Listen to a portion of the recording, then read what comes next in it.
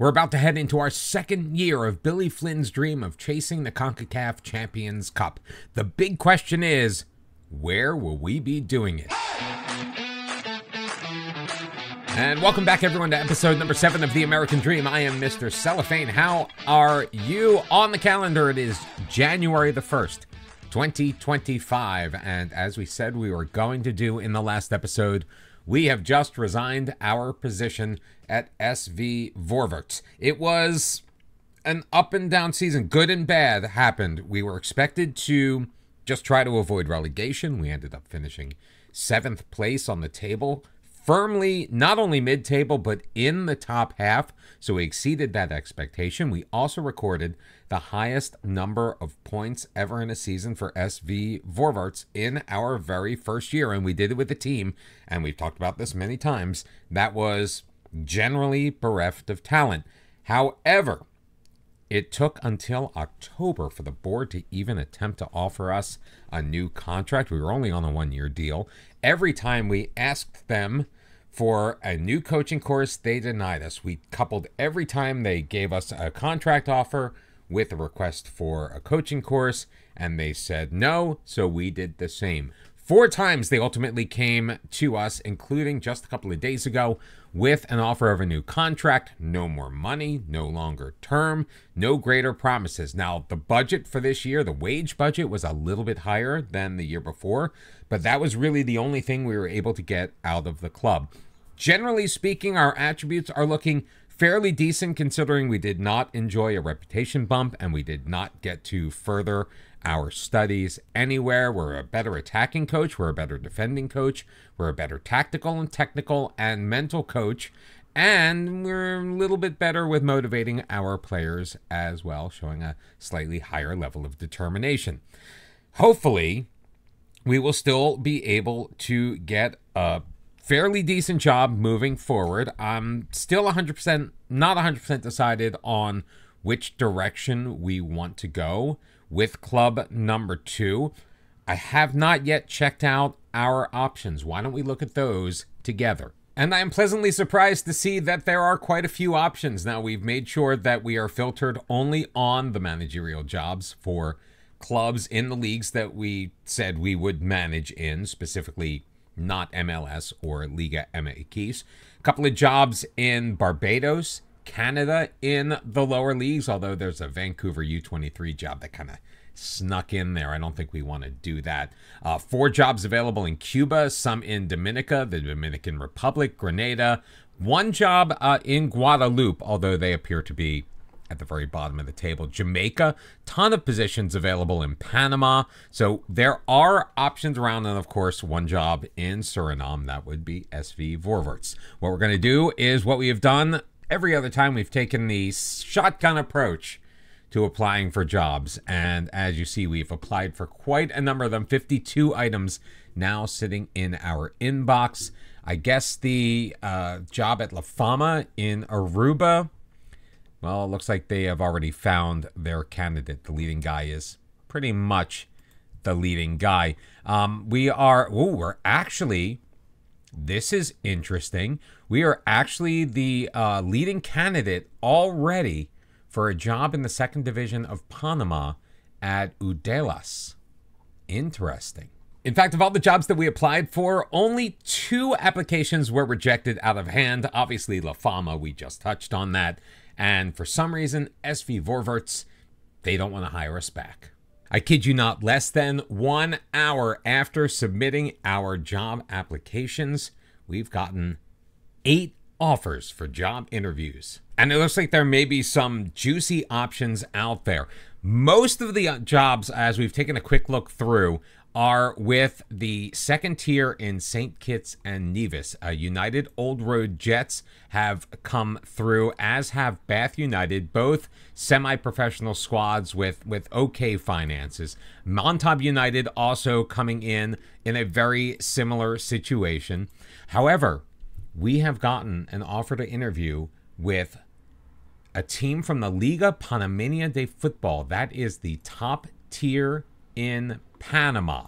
So this would be a nice little step up. Portos del Este FC, professional squad. Okay finances, but we can work on that. South Stars have also offered us an interview opportunity. They are in St. Kitts and Nevis as well. Another professional side from Panama. This is in the lower division, Club Atlético Veragüense. We've also gotten a few from semi-professional clubs at the same level, UMECITFC and Udales. The only thing giving me pause about those last two is they both are showing as having insecure finances, and we were unsuccessful in getting the job at Hera Football Club in the Panamanian top flight. So back into the boardroom, we're going to handle this the same way we did last time with one exception. So last time we answered every question to each club identically. Sometimes the wording was a little bit different, but we gave the same general answer. Last time we did not ask them for a coaching badge. This time we will. Now, we're not going to make it a prerequisite of hiring us, because I think at the right club, we'll be able to get those eventually. Yes, I said the same thing about SV Vorvarts, but live and learn. So we're going to bet into these 8 job interviews on the horizon. See you back in a second. We'll see how we did. Okay, so we've only made it through the 2 interviews so far, but something very interesting just happened in our interview with Bath United. We asked them for a coaching badge, and their response, much like the response we got at Old Road Jets, was, no, we don't really think that's necessary. However, Old Road Jets, they phrased it in such a way where they said, you know what, we think you're qualified enough for this job, so we don't need you to have it. So we were like, fine. Bath, however, said, no, we don't think that that is a good idea. They phrased it in such a way as if it were a negative thing, like my even asking for it, or if they granted it in some way, would make me want to leave the club immediately. So I dug my heels and I said, look, if you're not going to be willing to grant this request, I think that this interview is over. And they said, okay, you know what? Fine, we'll give you the coaching course.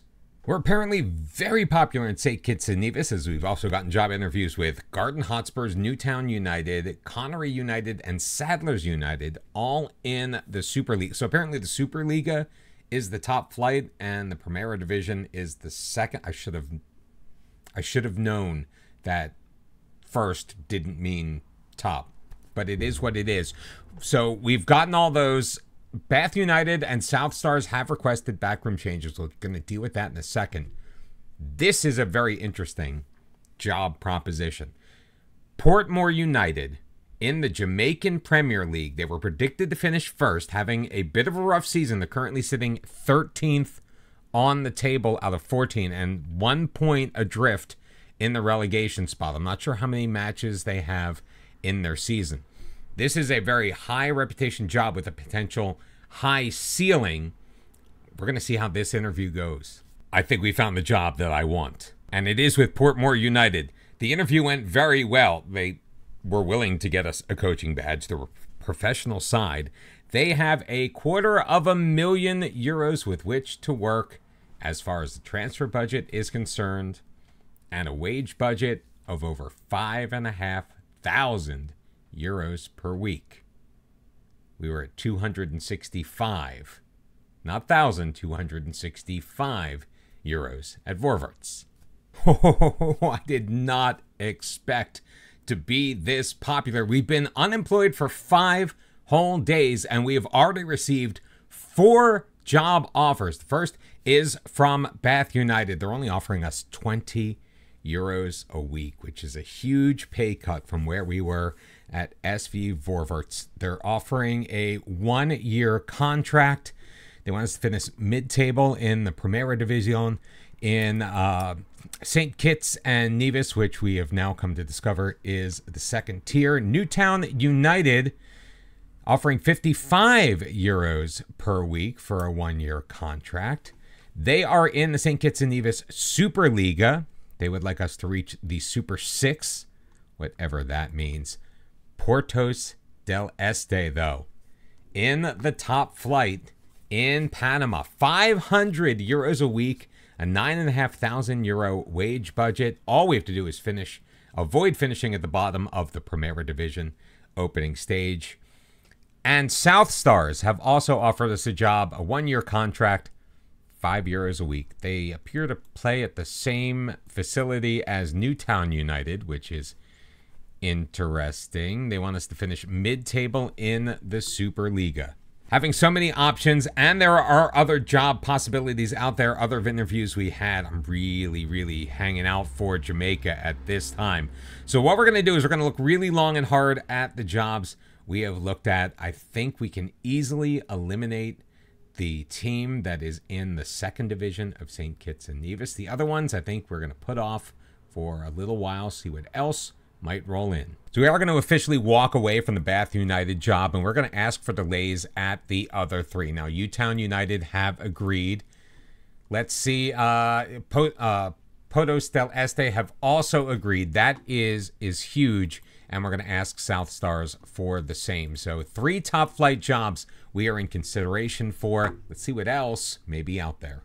A few more jobs have come about that we have thrown our hat in the ring for. Yarabacoa in the Dominican Republic that's a pretty juicy looking job. Also, Chiriqui, they are in the second flight in Panama. We already have a Panamanian job offer, so I'm not sure if we're going to really pursue that one. And we've also put our hat in the ring in Martinique at Rapid Club du Lorraine. But we do have 4 more job interview offers. One from the Pride of Gal Hill. What a name. In the Barbadian Premier League. Also Exodus in the Dominican Premier League. They are predicted to finish 6th this next year. Soca Strikers. They are also out of Dominica with a media prediction of 5th place, and also an opportunity in the St. Lucian First Division at Cane Knights. 4 more interviews to go to. We also have the chance at getting the job at either Garden Hotspurs or Old Road Jets. They have requested if we were going to submit any potential staff changes. Not sure if those jobs are going to remain on the table with what we already have, but we'll attend these interviews and, well, we'll see. We did receive those 2 job offers we were expecting from Garden Hotspurs and Old Road Jets. Now, Old Road Jets, they are in the second tier at St. Kitts and Nevis, so we did turn down that opportunity. We have, though, delayed the offer from Garden Hotspurs FC. They are in the Superliga in St. Kitts and Nevis, predicted to finish in 1st place. Now, they are outspending their wage budget, it appears, so not really thrilled about that, and also only offering €130 per week. But we do have a whole new slate of job interviews. We've got Waterhouse in the Jamaican Premier League, so that would be the second Jamaican job we'd be up for.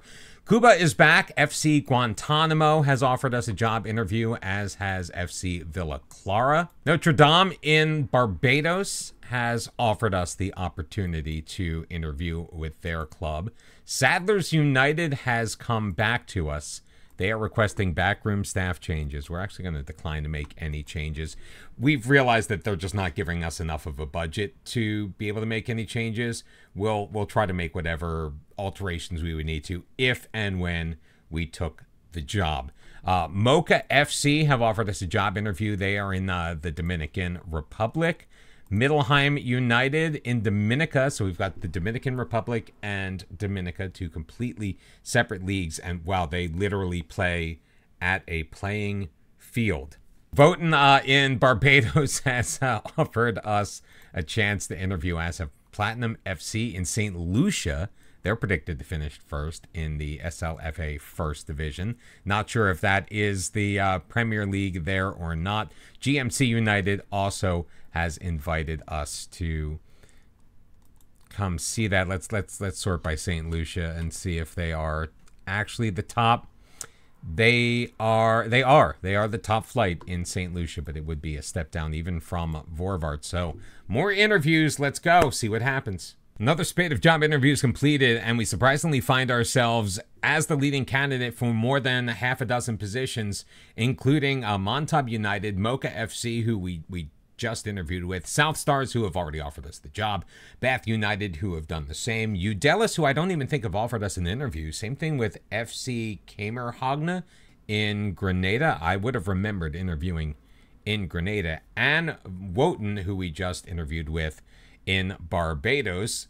We've got 4 job offers that we're already receiving, mulling, and considering. We're still waiting for Portmore United. And we just interviewed with Waterhouse, so 2 opportunities to hop into the Jamaican Premier League. Ooh, it's getting exciting now. Sadly for us, Portmore United, well, they're off the table. We were informed that while the board was satisfied with our plans that we put forward in my interview, they ultimately decided that we weren't the right person to take the club forward. They decided that was Anthony Patrick, and, well, frankly, he's better at the job than we are. So good luck to Anthony Patrick at Portmore United. We have, however, been offered another job, this one in Cuba with FC Pinar del Rio, offering 700 euros a week, splashing the cash in Cuba. They're a semi-professional side, obviously in the Cuban top flight, currently sitting in 7th place. No media prediction as of yet. When does this league even start? February 22nd, so 6 weeks away. Hopefully that rolls over rather quickly. Also, Mocha FC, Soca Strikers, and Knights have requested backroom staff changes. So tons of options. We are going to, of course, delay Pinar del Rio. And we're going to put in through our potential backroom changes for these other 3 clubs. We are going to have a big decision coming up real fast. Not surprisingly, this is starting to get a little bit overwhelming. We have no fewer than 13 teams with concrete solid bids in for our services, and they are spread all across Central America and the Caribbean. We've got St. Kitts and Nevis, we've got Panama, we've got Barbados, Cuba, the Dominican Republic, the island of Dominica. And each league has its own setup, its own rules. Some of these teams are professional, some of them are not. And to make your way, because ultimately the point of the save is to get to the CONCACAF Champions Cup, you can go through one of 2 competitions, either the Caribbean Cup or the Central American Cup. Now, the teams that get through via the Caribbean Cup, obviously they have that tournament. There's another smaller tournament that helps feed into that, known as the Caribbean Shield. And I believe it pumps out 3 teams that qualify for the CONCACAF Champions Cup. The same can be said from the Central American Cup, where 3 teams, I believe, get through to the big dance. It could be 1 more, it could be 1 less. I'm not sure. We haven't really gotten that far. The one thing that I'm thinking about keeping in mind is that for the leagues that feed into the Central American Cup, there are more teams that get fed into that competition from each league, which then increases our chances of getting through into the big tournament should we get that far. So St. Kitts and Nevis, 4 of the teams from their Superliga make it through into the Central American Cup. If we go to the island of Dominica, and it's weird how Panama is in Central America, but they feed into the Caribbean Cup tournament, and Dominica, which is an island in the Caribbean, feeds into Central America. I've stopped trying to figure this kind of stuff out, but Dominica sends 3 of their teams from their top league into the Central American Cup. So maybe these are the leagues that we need to be focusing on. I'm just not sure. I also don't want to make a decision just yet because we do still have an interview. Well, we did the interview. We're still waiting on the results of an interview with Waterhouse FC out of the Jamaican Premier League, also an island, but they send 4 teams again into the Central American Cup. And I think that may be our best and path of least resistance, maybe is the best way to say, because I want to use the term easiest. The path of least resistance to make it and get a team that we are managing into the CONCACAF Champions Cup. I'm sure there's some kind of saying about the best laid plans, and it's probably combined with the road to hell, but we made a list.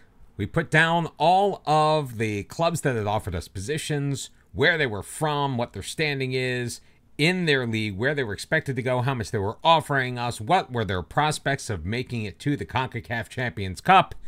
And then we got another job offer. We took that list, we balled it up, and we threw it in the trash. That is because we have accepted the offer to become the new head man at Vancouver Football Club in the Canadian Premier League. Billy Flynn has been confirmed as the new club's manager. Eyebrows, of course, have been raised. Joshua O'Brien was considered to be the favorite for the job. I can't click on him, so I don't know. But we turned down over a dozen other job offers.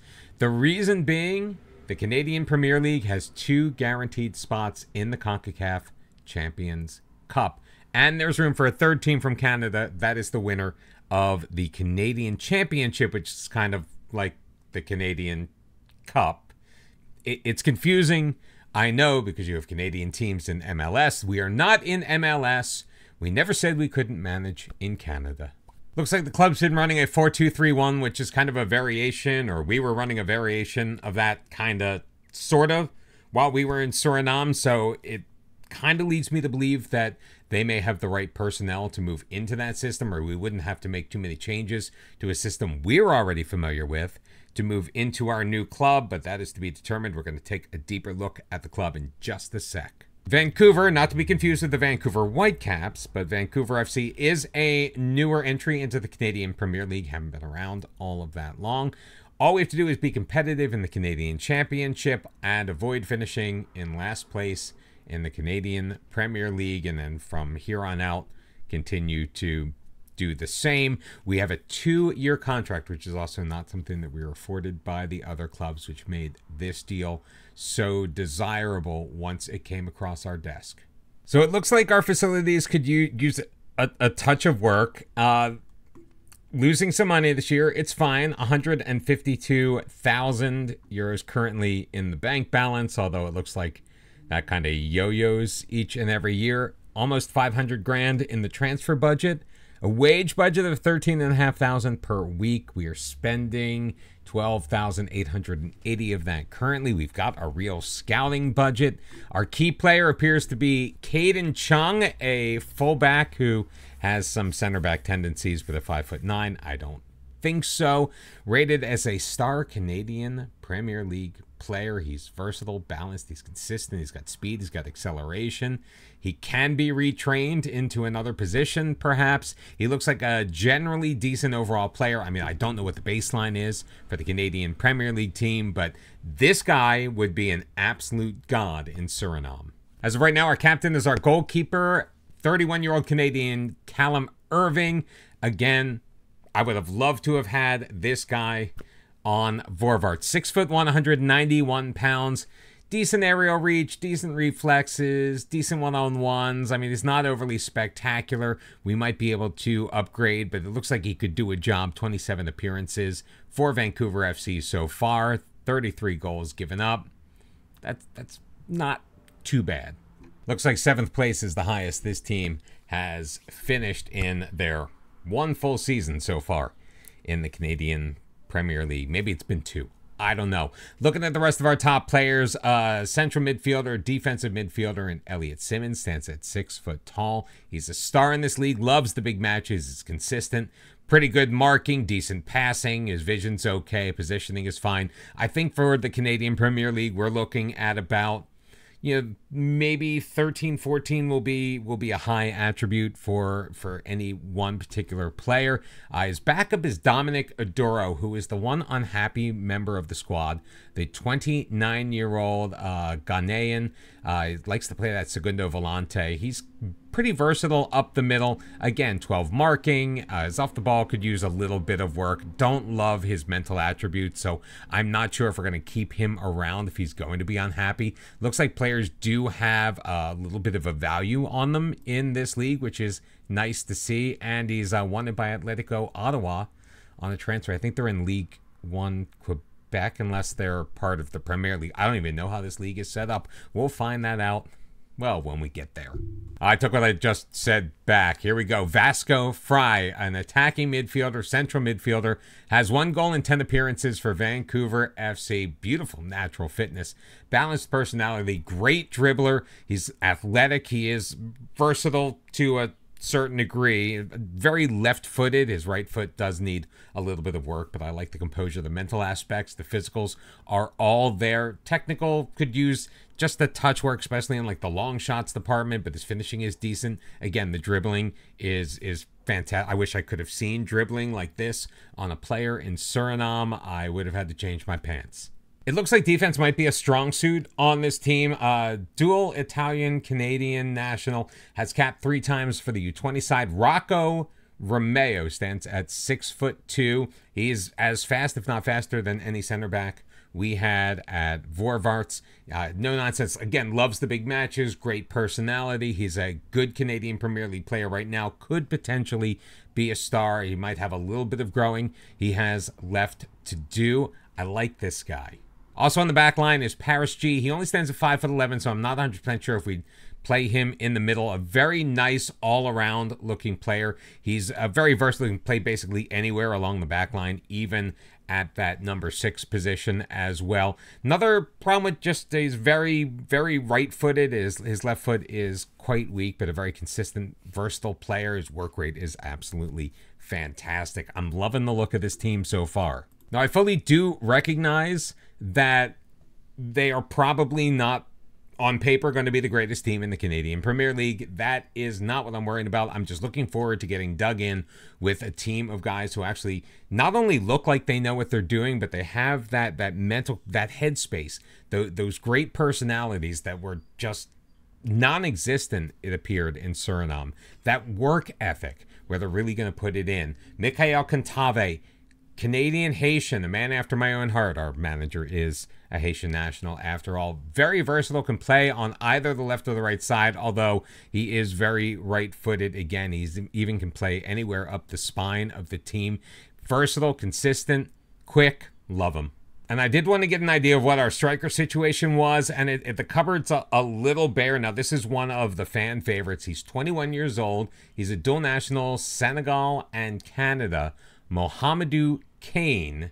Don't let the name fool you. Hopefully we can win champions with this guy. 26 appearances. He has scored 8 goals. He's naturally a poacher, which is the role that we have been using in our system, which we're going to try to introduce here in Canada. Not as strong as we would like. Stands at 6 foot. Jumping range is okay. He's got some quickness to him. I like the acceleration. He's a better finisher than anyone we saw in Suriname, and he's pretty, even though he can't maybe get up in the air as high, once it hits his head, he kind of knows what to do with it.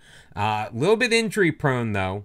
A little bit of a competitive streak. Things that we may need to watch out for. So, but Kane he's popular with the fans, and we want to be popular with the fans as well. He came over here from York United FC, made 11 appearances there.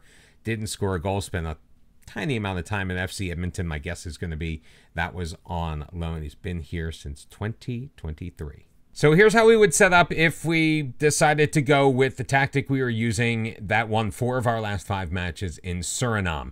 It would be Callum Irving in goal, Paris G getting the start at left back, with Abdi Mohammed getting the start on the right-hand side. Somali American dual national, 5'11". Wish he was a little bit faster, but he works really hard, and that crossing ability really is fantastic. Now, a lot of that is because Caden Chung is out injured at the moment. Our center back pair would be Rocco Romeo, who we already looked at, and Ibrahim Bakare, 6 foot. He's quick, decent heading ability, decent jumping reach. The tackling and marking, could probably use a little work. Positioning, about middle of the road, but he is a fairly ambitious player, naturally fit, very versatile. The physicals, again, are pretty darn good. Of his technical abilities, he is best at what he needs to do best. He's 22 years old on $180 a week. Not too bad. Elliot Simmons, a physical defensive midfielder, would be at the base of our midfield. Ahead of him, there is room for Dominic Adoro, apparently, in this system, although, of course, we're going to evaluate everybody. At the number 10, we're looking at Vasco Fry. We already took a look at him. His fitness levels are absolutely fantastic. Great off the ball as well. That natural, advanced center midfield type of player. On the left wing is Tariq Tahid. It doesn't have much of a left foot, so we might have to switch back to that inverted winger that we were using earlier on in Suriname. On the right-hand side, Francis Atuahini. He's American and Ghanaian, 28 years old, stands at 5'9". He's got great accelerations. Crossing could use a little bit of work, but his dribbling is okay. Off the ball are okay. Maybe the wing positions are places we would need to maybe look for some early improvement in this year if we're able to. And of course, Muhammadu Kane would be the starting striker. So, well, lots of stuff to digest and get dug into with our new squad. We open up our campaign at home against York United FC in the middle of April. So we have just under 3 months to get our act together, to put our guys through the paces, see what we've got, see what we need, see where we stand.